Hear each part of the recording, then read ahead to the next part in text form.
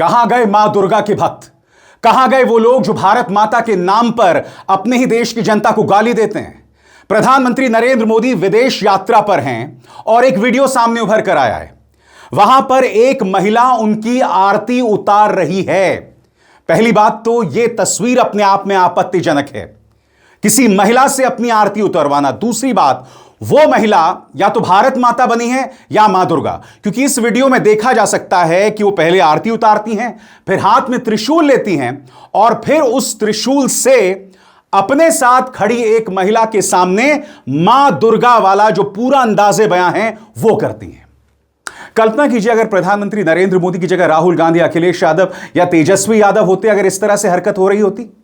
वो ऐसा कभी नहीं करते, मगर प्रधानमंत्री नरेंद्र मोदी के सामने भारत मां इस तरह से उनकी आरती उतार रही थी, सांकेतिक ही सही, और मां दुर्गा, दोनों में से कोई एक चीज हो सकती है। मैं चाहूंगा आप इस वीडियो को देखें, किस तरह से प्रधानमंत्री नरेंद्र मोदी की जो विदेश यात्रा है स्वीडन, नेदरलैंड्स की, उसका मकसद सिर्फ प्रधानमंत्री का महिमा मंडन, उन्हें प्रमोट करना और उसके अलावा कुछ नहीं। देखिए वीडियो।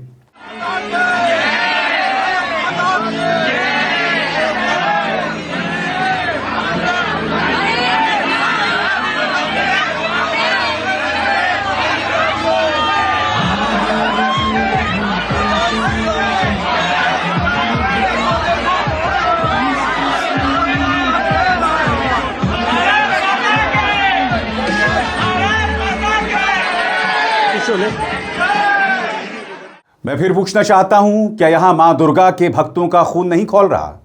और आप जानते हैं सबसे शॉकिंग बात क्या है? इस पूरी यात्रा का जो थीम है ना, वो बंगाल है। अब आप समझे कि दुनिया में भारत की कोई क्यों नहीं सुन रहा, क्योंकि इन तमाम यात्राओं का सिर्फ एक मकसद होता है, प्रधानमंत्री नरेंद्र मोदी को विश्व गुरु के तौर पर पेश करना, भारत को नहीं, प्रधानमंत्री को। और जब सारा महिमा मंडन, सारा प्रमोशन सिर्फ प्रधानमंत्री का होगा, तो भारत को कैसे फायदा होगा, मुझे बताइए।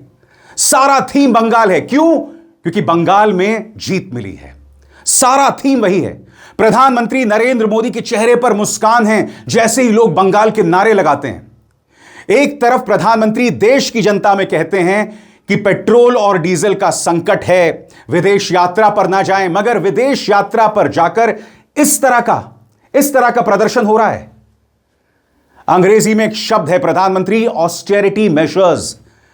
कम से कम जब देश के सामने इतनी बड़ी समस्या है तो यह सब नहीं होना चाहिए, मगर यहां पर मां दुर्गा का अपमान है, भारत माता का अपमान है। और जैसा कि आप देख रहे हैं, बंगाल फोकस है, पूरी तरह से यात्रा को राजनीतिक कर दिया गया है।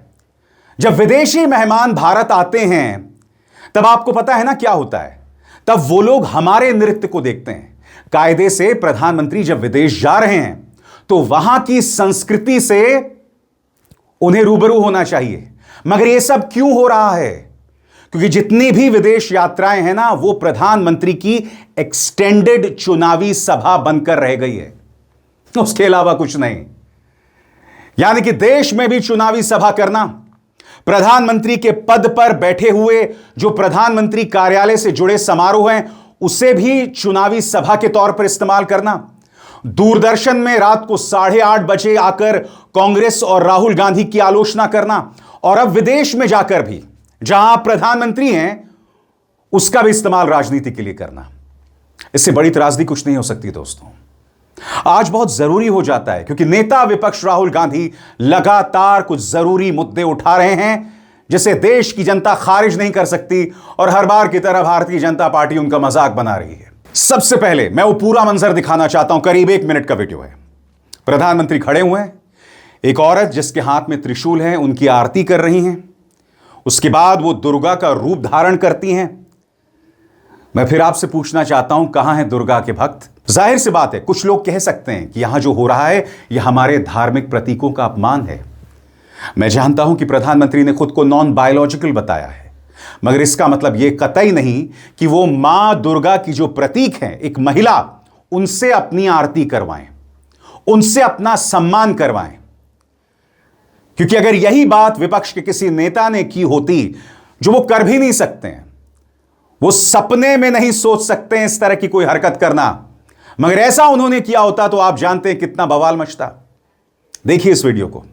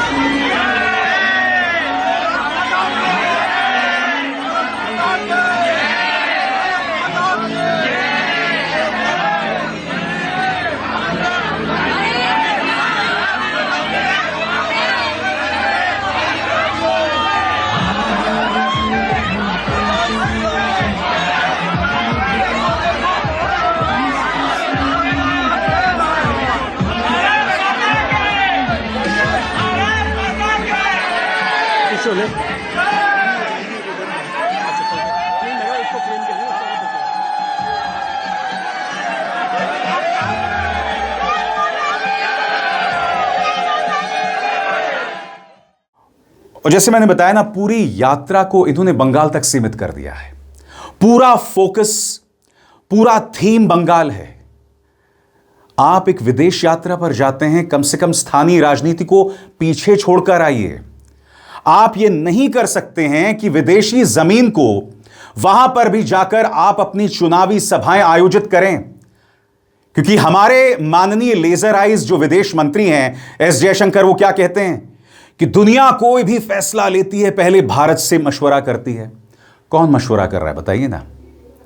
हमारे इंडियन ओशन में अमेरिका टॉर्पीडो से एक निहत्थे ईरानी नौसेना जहाज को मार गिराता है, परवाह नहीं करता है, और आप कहते हैं कि दुनिया हमसे मशवरा करती है।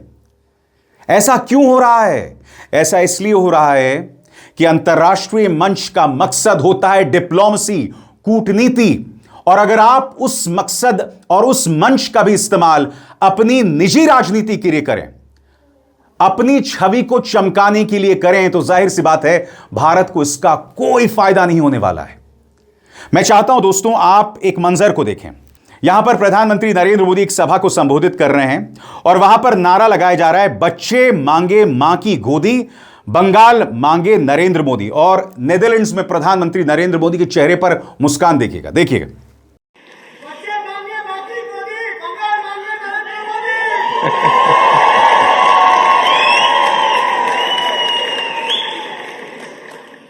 और अब एक जरूरी संदेश, सच के इस सफर में मेरा साथी बनिए, मेरा चैनल ज्वाइन कीजिए और इनमें से एक विकल्प, एक ऑप्शन चुनिए।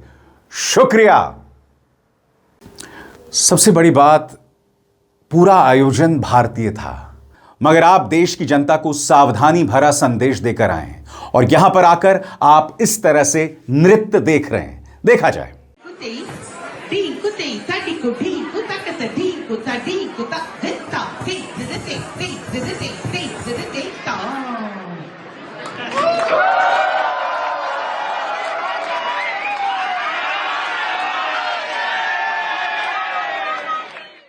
और फिर उसी मंच पर खड़े होकर आप यह भी कहते हैं कि हमने जो तरक्की की है, हो सकता है यह तरक्की बर्बाद हो जाए, दुनिया के सामने संकट हैं, हम गरीबी के दौर में फिर से प्रवेश कर सकते हैं। तो प्रधानमंत्री बताइए ना, आपकी क्या योजना है?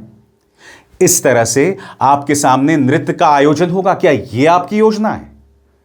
देखिए प्रधानमंत्री ने गरीबी को लेकर क्या कहा, जो अपने आप में बहुत वाजिब बात है, बहुत अच्छी बात कही उन्होंने, जमीनी हकीकत को समझते हुए। मगर सीधा सवाल, इसको लेकर आपकी तैयारी क्या है प्रधानमंत्री?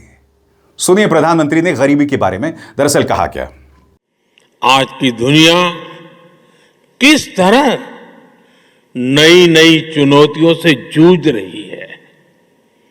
पहले कोरोना आया, फिर युद्ध होने शुरू हो गए, और अब आज की एनर्जी क्राइसिस है। ये दशक दुनिया के लिए आपदाओं का दशक बन रहा है। हम सभी देख रहे हैं, अगर ये स्थितियां तेजी से नहीं बदली गई तो बीते अनेक दशकों की उपलब्धियों पर पानी फिर जाएगा। दुनिया की बहुत बड़ी आबादी फिर से गरीबी के दलदल में चली जाएगी। मैं फिर कहना चाहता हूं, एक तरफ आप देश की जनता को कहते हैं विदेश मत जाओ, मगर फिर विदेश जाकर यह सब हो रहा है। और न सिर्फ यह सब हो रहा है, बल्कि इस आयोजन को भी बहुत सीमित कर दिया गया। बंगाल की राजनीति क्यों? क्योंकि आप वहां सत्ता में आए हैं, विवादित तरीके से आप सत्ता में आए हैं। सबसे बड़ी बात, जब आप विदेश यात्रा में जाते हैं तो आपको उन देशों की संस्कृति से रूबरू होना पड़ता है। मगर अगर प्रधानमंत्री ऐसा करेंगे, यानी कि स्वीडन और नीदरलैंड्स की संस्कृति से रूबरू होंगे, वहां के नृत्यों को देखेंगे, तो उससे आपको वोट नहीं मिलेगा ना। प्रधानमंत्री नरेंद्र मोदी के सामने कोई बांग्ला नृत्य कर रहा हो, भरतनाट्यम कर रहा हो, वो ज्यादा लोक लुभावन है, वो ज्यादा पॉपुलर है। अब मैं आपको बताता हूं प्रधानमंत्री क्या कह रहे हैं आपके स्क्रीन पर। जैसे मैं बार बार कह रहा हूं, इसका मकसद सिर्फ बंगाल हो गया है। Bengal culture is extremely popular all over the world. Sweden is no exception. In the organized reception program in the presence of Prime Minister Kristersson, a spectacular example of glorious Bengali culture was showcased. अरे हम सब जानते हैं बंगाल की संस्कृति के क्या मायने हैं। हम सब जानते हैं बंगाल ने भारत का सीना चौड़ा किया है, हमारा सिर फख्र से ऊंचा किया है। आज से नहीं, 18वीं सदी से, 17वीं सदी से, क्योंकि सबसे पहले अंग्रेजों ने बंगाल पर धावा बोला था, पंजाब पर धावा बोला था। वो दिन है और आज का दिन भारत के बांग्ला भाषी इस देश की जनता का सीना चौड़ा करते आए हैं अपने योगदान से। और प्रधानमंत्री नरेंद्र मोदी विदेश में जाकर भी बंगाल से जुड़ी राजनीति कर रहे हैं। मसलन ये देखिए, यहां पर प्रधानमंत्री नरेंद्र मोदी इस तस्वीर के जरिए बता रहे हैं कि किस तरह से 2 हैंड रिटन एपिग्राम्स थे जिन्हें लिखा था रविंद्रनाथ टैगोर ने, वो प्रधानमंत्री को भेंट किए गए इस तस्वीर के जरिए। अब प्रधानमंत्री ने बाकायदा उसका जिक्र किया। ऐसा लगता है मानो नेदरलैंड्स जाकर वहां की सरकार से कह दिया गया होगा कि देखिए हमारा फोकस पूरा बंगाल होने वाला है, अभी अभी हमें जीत मिली है, लिहाजा आप भी हमें उसी से जुड़ी चीजें करें। खबर देखिए, इस पर प्रधानमंत्री क्या कह रहे हैं आपके स्क्रीन पर। I am profoundly moved to receive 2 epigrams written by Gurudev Rabindranath Tagore. My heartfelt thanks to the government and people of Sweden for this thoughtful gift. It is a reflection of the long-standing cultural bond between our two nations. और देश के सामने कई समस्याएं, उन समस्याओं का जवाब नहीं देना आपके शिक्षा मंत्री के आचरण पर सवाल है। हमारे शिक्षा मंत्री जो अपने पद से इस्तीफा नहीं देते हैं, हमारे शिक्षा मंत्री जो ये कहते हैं कि अगर कोई संसदीय समिति बनी और अगर उस संसदीय समिति की कोई सिफारिश आई तो मैं उसे नहीं मानूंगा क्योंकि उसमें विपक्ष होता है। विपक्ष का एक किरदार होता है लोकतंत्र में। धर्मेंद्र प्रधान जी, आप शायद भूल गए होंगे, यही वजह है कि राहुल गांधी लगातार उनके इस्तीफे की मांग कर रहे हैं। राहुल गांधी का बयान आपके स्क्रीन पर। मोदी सरकार में जिम्मेदारी नहीं होती, सिर्फ जालसाजी का एक तय फॉर्मूला है। पहले लंबी खामोशी, फिर गुनाहगारों को संरक्षण, फिर सवाल पूछने पर हमला। नीट पेपर लीक हुआ, एक भी मंत्री ने इस्तीफा नहीं दिया। 2024 में एनटीए डीजी को हटाया, अब मुख्यमंत्री का प्रमुख सचिव बना दिया गया। यह सरकार जवाबदेही लेने वाली नहीं, जवाबदेही से दूर भागने की मशीन है। और भारतीय जनता पार्टी के पास क्या जवाब है राहुल गांधी का? कि राहुल गांधी बच्चों के कंधे पर बंदूक रखकर राजनीति कर रहे हैं। यानी कि अगर भाजपा का बस चले ना, जो 22 लाख छात्रों का भविष्य अधर में लटक गया है, विपक्ष वो मुद्दे भी ना उठाए। क्या भाजपा जानती है कि 4 छात्रों ने अपनी जान दे दी? 4 छात्रों ने सुसाइड कर लिया क्योंकि नीट का जो पेपर रद्द हो गया, उन्होंने सुसाइड कर दिया। इनकी उम्र 17 साल से 21 साल है। भाजपा इतनी संवेदनहीन, इतनी इनसेंसिटिव कैसे हो सकती है? सुनिए शहनवाज हुसैन क्या कह रहे हैं। देखिए, राहुल गांधी मौके के तलाश में रहते हैं और जिस तरह की वो सियासत कर रहे हैं, अब बच्चों के कंधे पर वो अपनी राजनीति करना चाहते। वो बच्चों के कंधों का उपयोग करना चाहते। उनको मालूम होना चाहिए कि नेट की जो पेपर लीक हुआ है उस पर सरकार पूरी तरह कार्रवाई कर रही है।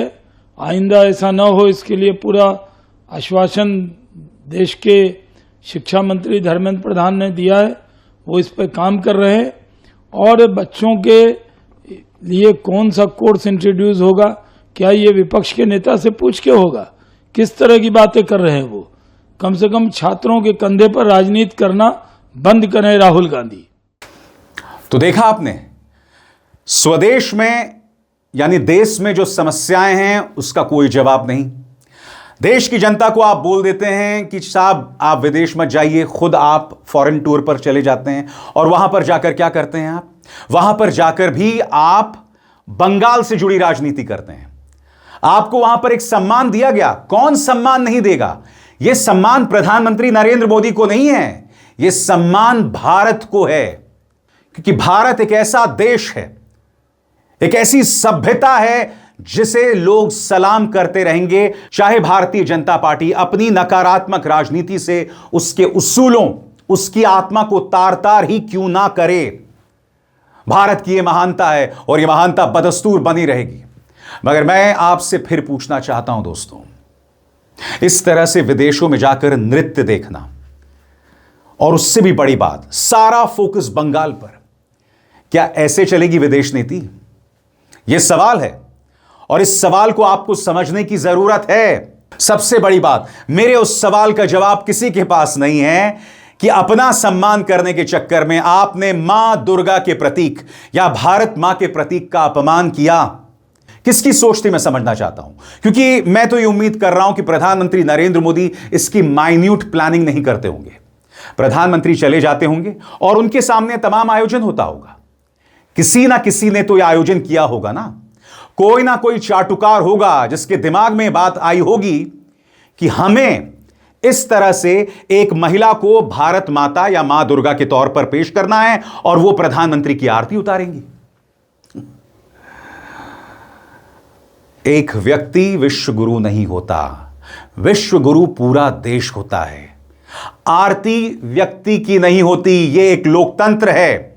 आरती होती है पूरे देश की, आरती होती है पूरे देश की जनता की। प्रधानमंत्री खुद अपने आप को एक जमाने में प्रधान सेवक बताया करते थे, अब वो शब्द का इस्तेमाल नहीं करते हैं। अब वो कहते हैं मैं नॉन बायोलॉजिकल हूं, सीधे ऊपर से अवतरित हुआ हूं। क्या इसलिए उनकी आरती की जा रही थी? मेरी इन बातों पर गौर कीजिएगा। अब एसआर शर्मा को दीजिए इजाजत। नमस्कार।